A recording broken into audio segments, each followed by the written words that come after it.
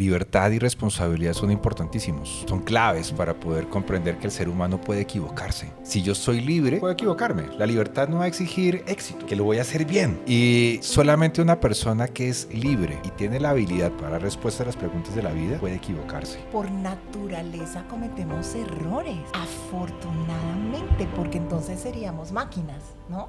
La culpa es un elemento que está en la mayoría de los procesos. Como experiencia humana está en la mayoría de los procesos. O sea, no hay una situación que una persona no traiga consulta con esa sensación de haber hecho algo, ¿no? De haber dañado algo. Esa libertad, responsabilidad y conciencia la vemos presente como en dos elementos muy importantes que a mí me gusta separar. Yo lo llamo la conducta de la identidad. En un mundo lleno de preguntas, ¿has encontrado respuestas? En la Sociedad para el Avance de la Psicoterapia Centrada en el Sentido, SAPS, creemos que el sentido no se encuentra, se descubre. El podcast de la logoterapia es un espacio para quienes buscan ir más allá del síntoma y explorar la esencia de la vida. Acompáñanos en este viaje, donde cada episodio es una oportunidad para encontrar un nuevo propósito.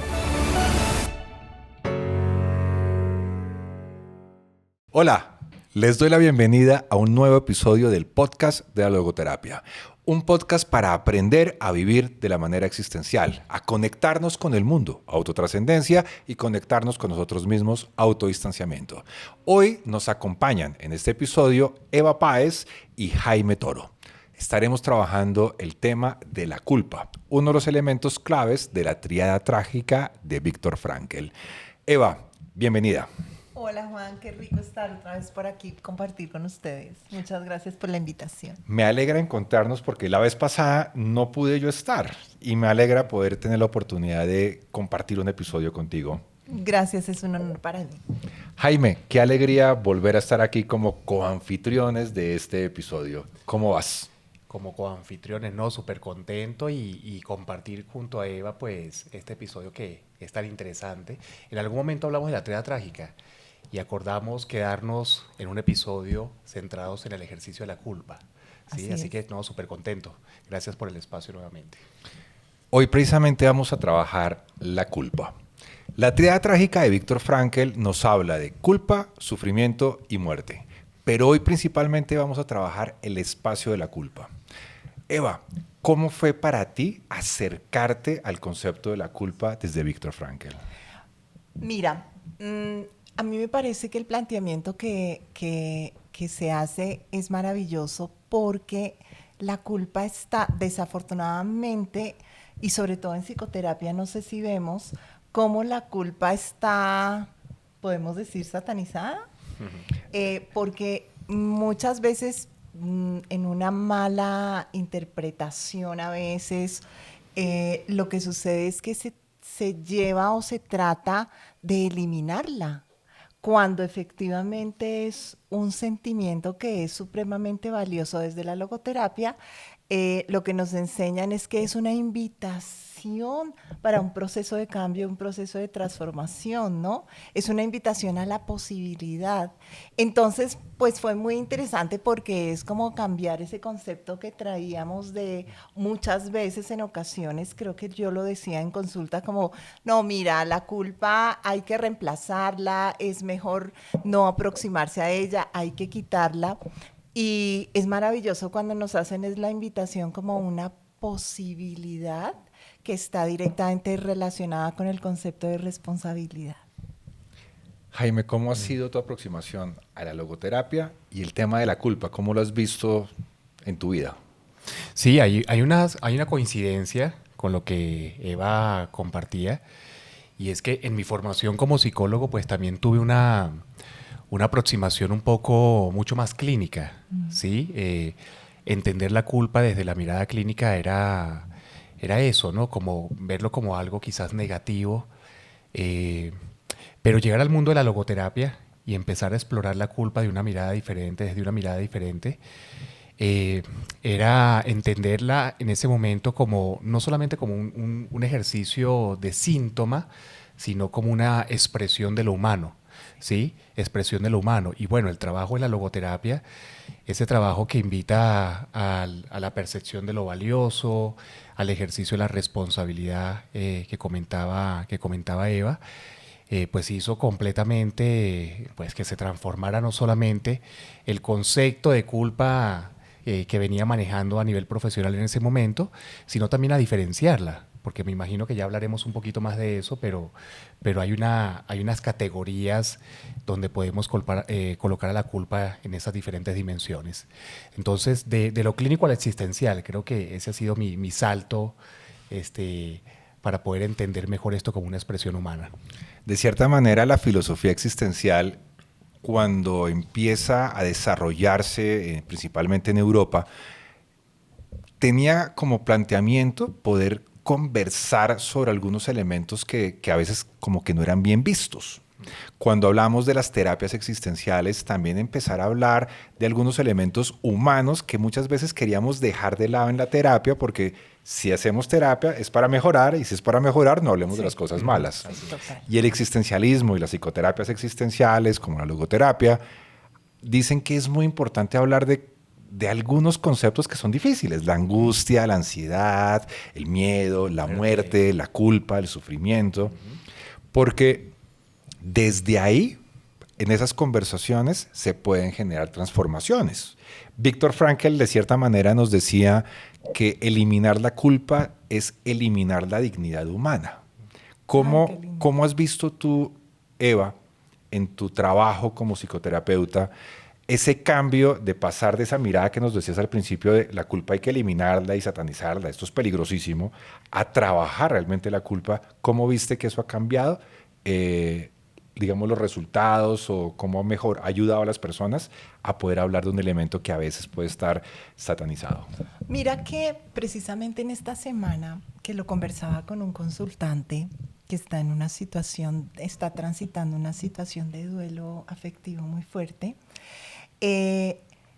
lo que yo he visto es que me ha ayudado no solamente, como lo decía Jaime, en la humanización, sino a generar una mirada muy compasiva. Entonces él, por ejemplo, estaba en esa fase donde me decía como, mira, es que me he dado cuenta de una cantidad de cosas que no hice, de una cantidad de cosas que hubiera podido hacer.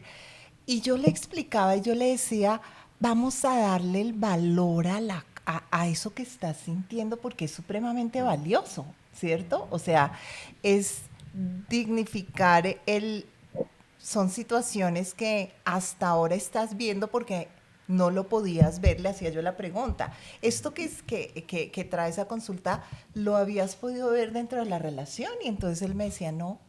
Yo le decía, gracias a lo que se está viviendo y a esa emoción que está surgiendo, nos está generando lo que ha sido valioso para ti. Entonces lo invitaba a que tuviera una mirada compasiva, que tuviera mucho cuidado, y ya iremos a hablar, que no se fuera para el otro lado, sino la mirada compasiva, porque era la posibilidad del aprendizaje, y que como humano tenemos todo el derecho a errar, ¿no? Que está muy relacionada con las condiciones existenciales, ¿no? Con la condición de la falibilidad, que es que tenemos, por naturaleza, cometemos errores. Afortunadamente, porque entonces seríamos máquinas, ¿no? Entonces, volviendo a eso, ha sido una mirada muy bondadosa, Juan, muy compasiva y muy, la palabra que surge es como integradora, ¿no? Dentro de, si eso es parte de mi existencia, tengo derecho, y me ayuda a reflexionar para poder tener una posibilidad de aprendizaje. Eva nos habla de que la culpa permite una mirada mucho más compasiva, nos permite hablar un poco de comprender un poco más lo humano y de ver lo humano mucho más humano, aunque suene redundante, Jaime. Cuando yo he enseñado, cuando he dictado clases sobre la tríada trágica y cuando llegamos a la culpa, a veces algunas personas, algunos estudiantes entran en crisis con esto. Y es como, no, llámalo de otra manera. Porque cuando queremos llamarla, y la forma más común de llamarla es la responsabilidad, pero para nosotros la responsabilidad es otra cosa, ¿cierto? no hablemos de la culpa, porque eso está mal y les molesta y se sienten incómodas. Muchas veces lo que quieren es un modelo que alivie el malestar. Ok. ¿Qué es lo que hace precisamente que la culpa, que trabajar o hablar de la culpa en un proceso de acompañamiento no solamente busca aliviar, sino también viene a la persona confrontarse consigo mismo? ¿Cómo crees que eso en el estudio, en el aprendizaje de la logoterapia, lo has visto en tu ejercicio? Sí. Sí, la culpa es posibilidad. Sí, la culpa es posibilidad. Eva lo decía muy bien. Creo que hay un ejercicio, siguiendo con el tema de las triadas, hay un ejercicio muy interesante que gira alrededor de la culpa y es esa triada de la libertad, la responsabilidad y la conciencia. ¿Sí? Y a mí me gusta mucho cuando la culpa es un elemento que está en la mayoría de los procesos. Como experiencia humana está en la mayoría de los procesos. O sea, no hay una situación que una persona no traiga consulta con esa sensación de haber hecho algo, ¿no? De haber dañado algo. Y aparece allí el fenómeno ese de la culpa. Entonces, en los procesos, esa libertad, responsabilidad y conciencia la vemos presente como en dos elementos muy importantes que a mí me gusta separar, ¿no? Yo lo llamo la conducta de la identidad, ¿sí? Separar la conducta de la identidad. ¿Y eso qué significa? Y es que una cosa es lo que hacemos y otro es lo que creemos que somos. Entonces, hablabas un poco del error y sí, pues obviamente el error está presente en lo humano. Y una cosa es haber hecho algo, ¿sí? Haber hecho algo, y otra cosa es convertirme en ese algo, ¿sí? Yo cometí un error, pero yo no soy el error, ¿sí? Y creo que en los procesos de acompañamiento y en el entendimiento académico y pedagógico de cuando intentamos descifrar qué es eso de la culpa, creo que esos dos caminos es muy importante y así se empieza a entender mejor, ¿no? Los tres elementos, libertad, responsabilidad y conciencia como fenómeno humano, una propuesta muy centrada en la logoterapia, pero por otro lado separar, ¿no? Separar a la persona de lo que hace de lo que es, de lo que es en ese momento. Entonces, la culpa nos permite a nosotros también un poco acercarnos al mundo de la responsabilidad. ¿Qué es lo que he dañado? ¿Sí? ¿Qué es lo que he dañado? ¿De qué me puedo hacer responsable? ¿Y qué tiene que ver también con aspectos de la personalidad? Porque la culpa también tiene otros elementos, ¿no? Que ya los tocaremos. Esos elementos tienen que ver muchas veces con la autoexigencia, ¿sí? Y a veces hasta la misma culpa neurótica que tiene que ver con otro fenómeno clínico. Pero yo me quedo con esas dos cositas, libertad, responsabilidad y conciencia, y separar la culpa, la conducta de la identidad. No soy lo que hago, no soy lo que hago, y bueno, pues entenderlo desde allí humaniza mucho el proceso. Con lo que estás diciendo, Jaime, me abres a mí varias reflexiones y quiero que vayamos poco a poco con ellas. Una, estás hablando de la idea del ser humano de Viktor Frankl. Viktor Frankl, a través de la logoterapia, buscas tener una idea explícita de quién es el ser humano, qué es el ser humano. Y estás hablando de libertad y responsabilidad. Libertad, la actitud de cómo nos afrontamos precisamente ante el destino psicológico, biológico, social, que el destino no como un predestinamiento, sino como algo que ha sido dado. La libertad ante los pensamientos, las emociones, los sentimientos, los comportamientos, y la responsabilidad como la habilidad para dar respuestas a las preguntas de la vida. Y esto me lleva a hacer una pregunta, Eva, y es cómo la libertad y la responsabilidad se relacionan precisamente en esos procesos de acompañamiento terapéutico en lo que tú has visto. Ahorita cuando te estabas escuchando, nos da la posibilidad de comprender que elegimos. O sea, cuando se genera la conciencia o en la psicoterapia, pues empezamos a mirar en consulta que yo tengo todo el tiempo la posibilidad de elegir. Todo el tiempo estoy eligiendo. El problema, Juan, es que no nos damos cuenta, ¿no? O sea, no hay la conciencia que es lo que desarrollamos en psicoterapia a través del despliegue de los recursos, de generar la conciencia de lo que elijo. O sea, yo soy libre de tener la posibilidad de elegir y de actuar. Y si soy inconsciente, que es lo que sucede, que muchas personas pues llegamos a cuando llegan al consultorio, pues no hay la conciencia de no nos damos cuenta, ¿no? Frases, no sé si ustedes lo escuchan, frases como es que no me di cuenta, o frases como no sé. Y la responsabilidad cuando comprendo de que tengo la posibilidad de elegir la forma como respondo a lo que me sucede, que también me genera una decisión. ¿Soy clara? Total. Entonces, el ejercicio en el encuentro es muy bello porque es cómo podemos empezar a acompañar a que nos demos cuenta de y hacernos cargo. Claro, eso duele. O sea, porque es mucho más fácil, cómodo poder decir, es que es el otro, es que es el mundo, es que me pasó, es que me sucedió, es que me haces, es que tú me haces sentir como, etcétera, etcétera, etcétera, que es lo que vemos, ¿no? Entonces, la libertad y la responsabilidad van de la manito en la construcción de hacerme cargo de lo que yo construyo, sea porque ejerza la acción o sea porque deje de hacer, ¿no? Que conectando con la culpa vamos a mirar cómo se plantea lo que llaman la culpa real, ¿no? Algunos autores hablan de la culpa, de lo que es la culpa real, de que puedo sentir culpa por ejercer o por cometer el error, o sea, por lo que no hice, Por dañar. o por lo que dejé de hacer, Juan, ¿cierto? O sea, que en las situaciones, o sea, en seres en situación, sucede eso. No sé si te respondo. Con eso que estás diciendo, Eva, me pones a pensar varias cosas. Lo primero es, hablaste de un concepto que a mí me gusta mucho, que es el de la compasión. Sí. ¿Cierto? Cuando vemos a la persona como alguien humano, vamos a tener mucha más compasión. Y de cierta manera también es como verse con autocompasión. De otra manera, Frankl también nos decía que la psicoterapia, más que una confrontación, es una reconciliación consigo mismo. Reconciliación con lo humano en sí mismo.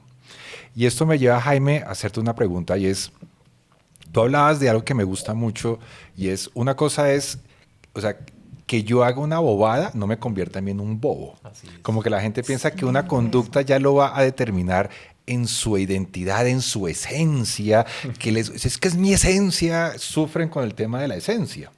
Una cosa es hacer una bobada y otra cosa es ser un bobo, ¿cierto? Y muchas veces nos quedamos con esa idea de como que nos estuviéramos convirtiendo en casi una figura de piedra rígida que no podemos transformar. ¿De qué manera tú consideras que la culpa, y Eva lo mencionaba, ya lo mencionaba Eva y lo mencionaste tú con el tema de la culpa real y la culpa irreal, de qué manera poder ayudar a los consultantes a diferenciar entre eso que hablamos de culpa real, de culpa irreal, se relaciona con la compasión, la autocompasión y la reconciliación consigo mismo?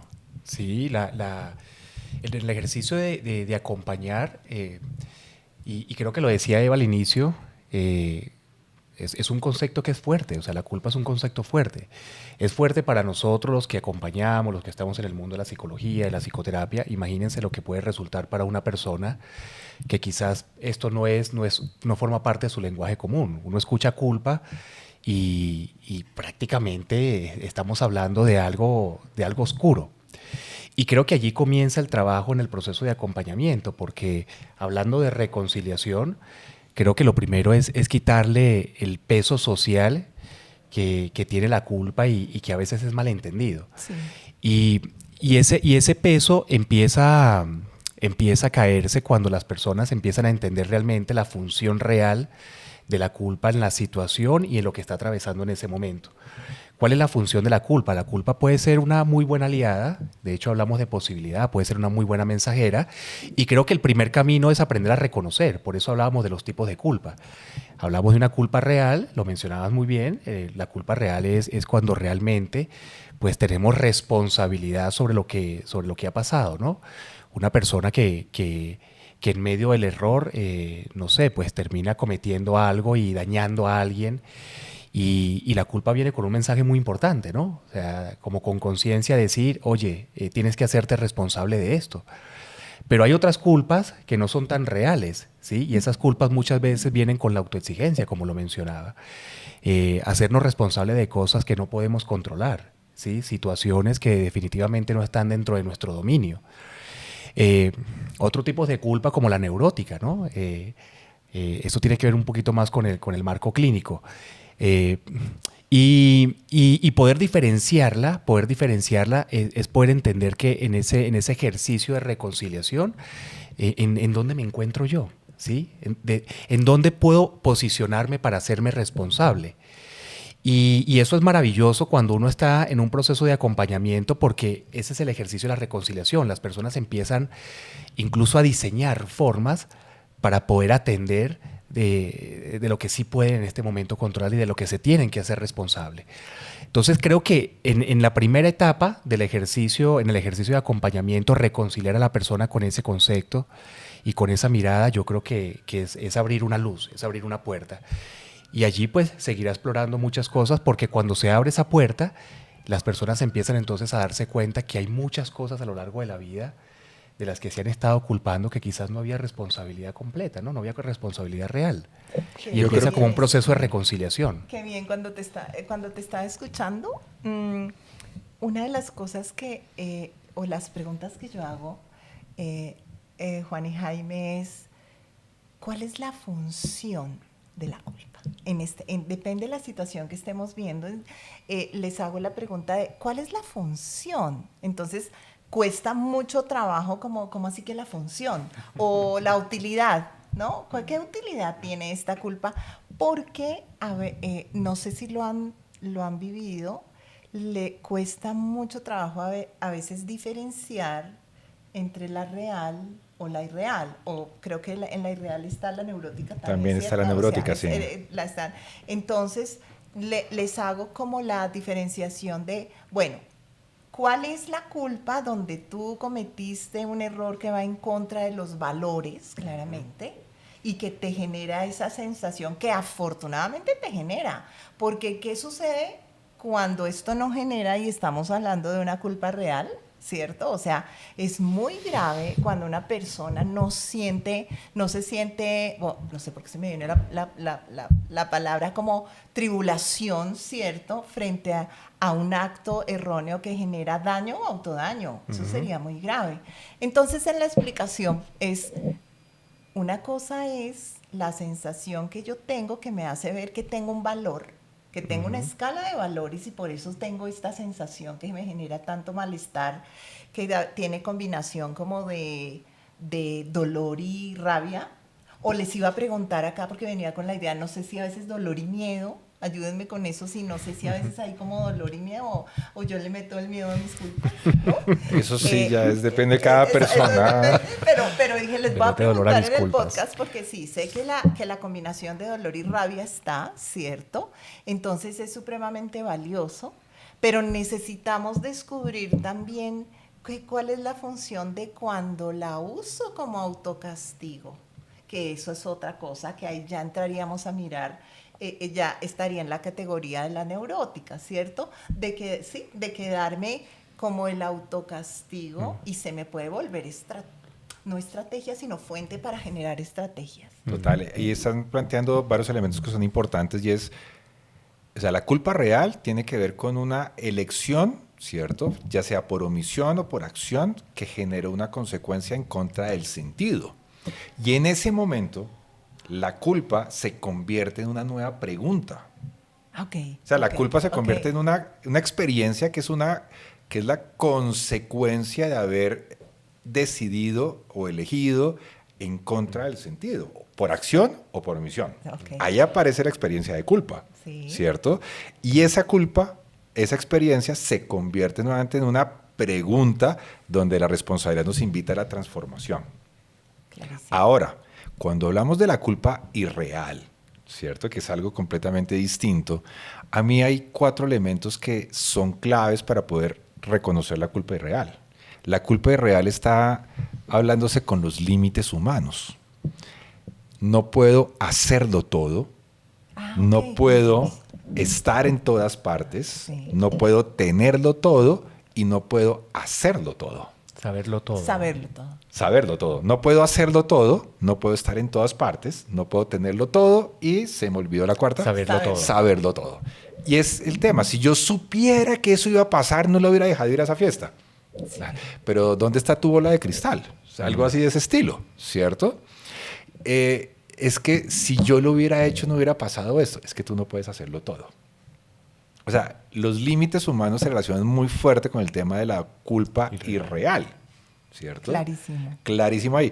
¿Cómo lo han visto? ¿Cómo lo han vivido? ¿Quién Es que quiere? ahí me surgía una pregunta para los dos, si me ayudan. Es Hoy tenemos una nueva presentadora. Sí. es el cuando se me vuelve estrategia, no, es que no sé si es estrategia o discutida con una colega, discernida con una colega, me decía, no lo veo tanto como estrategia, Eva, sino como disparador de estrategia. O ¿cierto? cómo la estrategia se convierte en una forma de generar culpa. Ah, muy bien, puede ser, porque yo lo veo mucho, pues en las dinámicas, digamos, en el rasgo de las dinámicas en codependencia y en dependencia se ve cómo se usa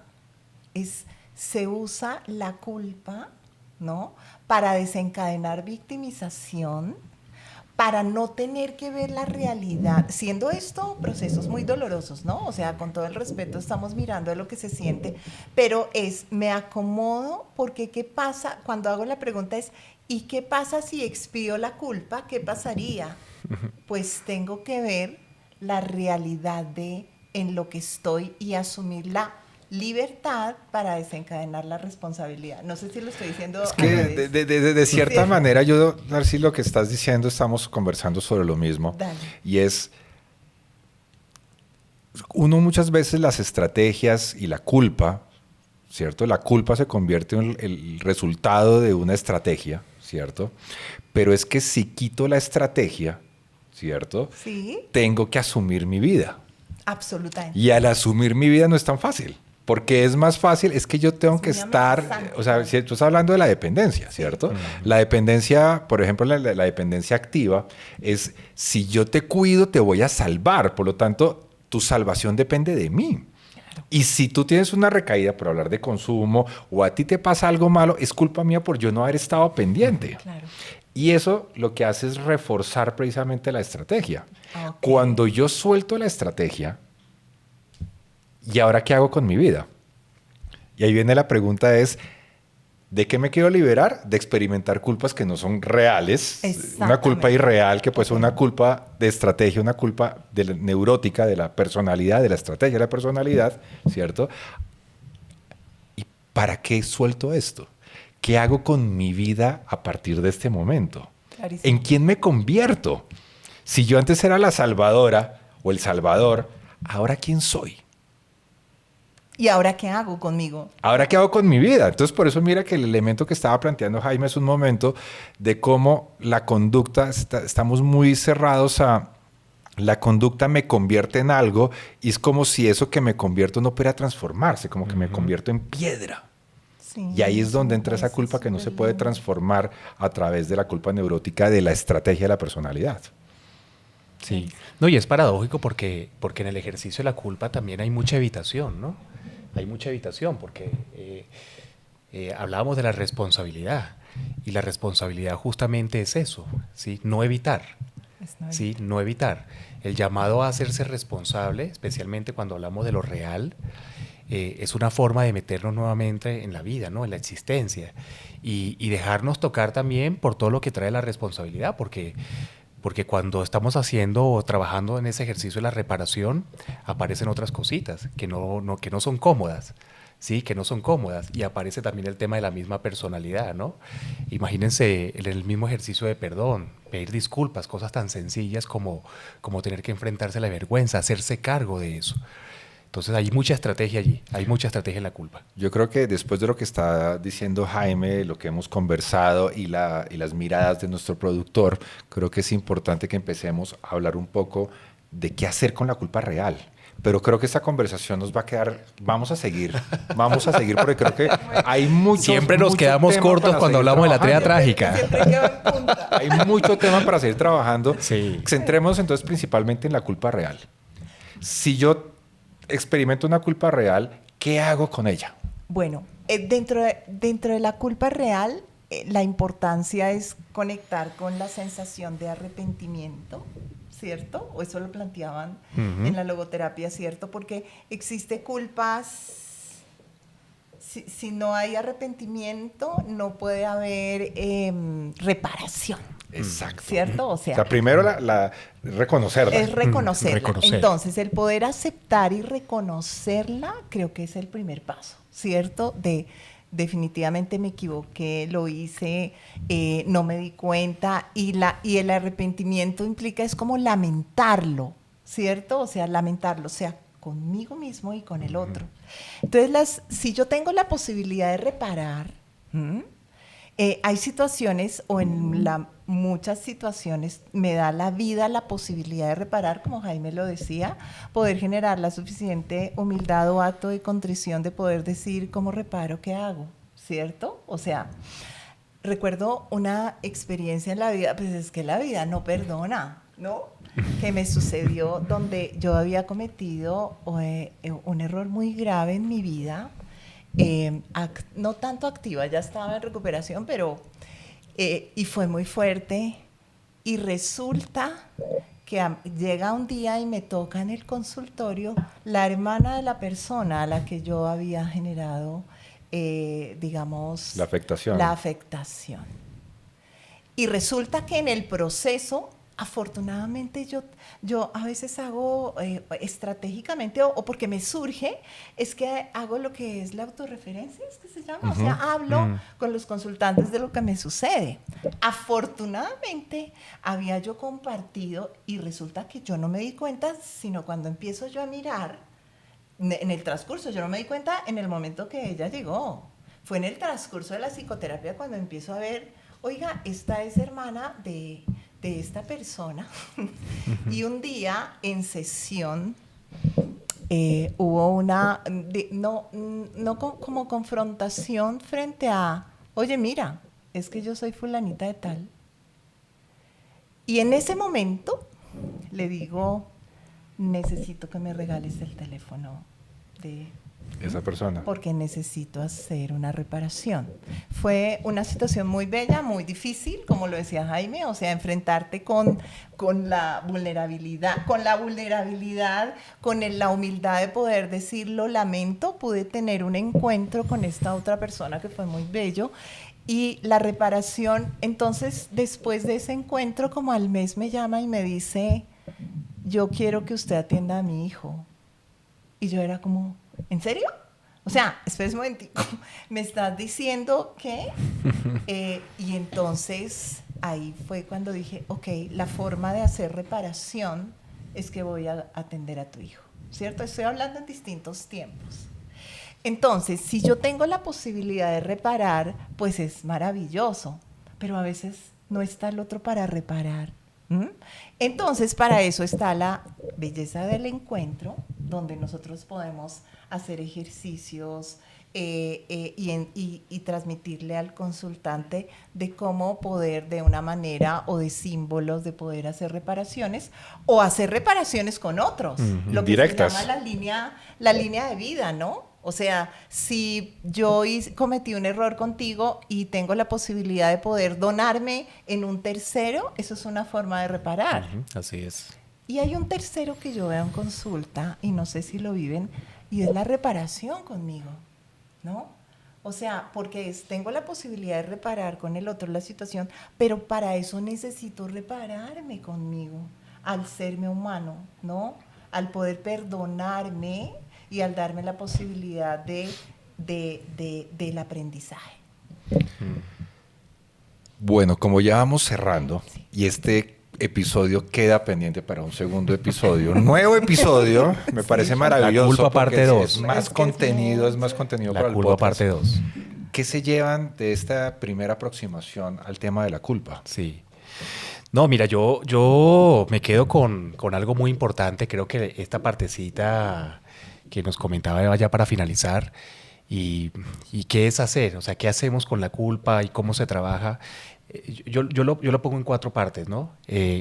Reconocimiento, aceptación, entrega y diferenciación. Yo me quedo con eso. ¿Sí? Reconocer no siempre es aceptar, ¿sí? Reconozco, acepto, ¿sí? Entrego, ¿sí? Que es el acto de reparación, pero también empiezo a diferenciarme de eso. Yo no soy eso, ¿sí? Eso es lindo. Fue un momento. Eso Yo me es quedo con lindo. esos 4 puntos. Es que me gustó mucho eso, Jaime, porque es muy bello. O sea, el hacer la desidentificación, creo que es como el clic ahí, porque podemos generar mucho tiempo sufriendo, ¿no? Uh-huh. A mí en especial me ha costado mucho porque a mí me cuesta mucho ser la mala del paseo. Sí. Y la vida en muchos momentos, o mi existencia, o mi alma, o como quieran, me ha puesto en situaciones y lugares donde termino siendo la mala del paseo y termino crucificándome, ¿cierto? Obviamente no gratis, ¿no?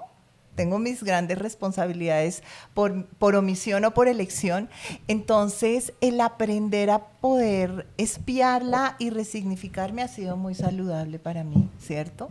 Entonces, es como la invitación de comprender tenemos derecho a cometer errores, pero tenemos la responsabilidad de aprender de ellos. Muchas gracias. Yo me llevo que libertad y responsabilidad son importantísimos. Son claves para poder comprender que el ser humano puede equivocarse. Si yo soy libre, pues puedo equivocarme. La libertad no va a exigir éxito, que lo voy a hacer bien, ¿cierto? Y solamente una persona que es libre y tiene la habilidad para dar respuesta a las preguntas de la vida puede equivocarse y puede asumir las consecuencias de sus actos. Y al asumir las consecuencias de sus actos, esa experiencia la convierte en una nueva pregunta para dar una nueva respuesta. Esa respuesta dignifica al ser humano porque le permite transformarse. Entonces la culpa es un elemento de transformación. Creo que eso es un elemento que es importantísimo. Por eso es clave quitarle la culpa a la culpa. Sí. Aprender a que la culpa es humana, que podemos equivocarnos y humanizarnos. Yo creo que es clave. El reconocerme como una persona que puede experimentar culpas me humaniza. Y eso es lo que buscamos porque es vivir a la manera existencial. Muchas gracias por estar acompañándonos en este episodio. Espero que nos encontremos muy pronto para un nuevo episodio. Y no se olviden de suscribirse a nuestro podcast, ¿cierto? Darle clic a la campanita y síganos en YouTube, Apple Podcast y Spotify. Muchas gracias.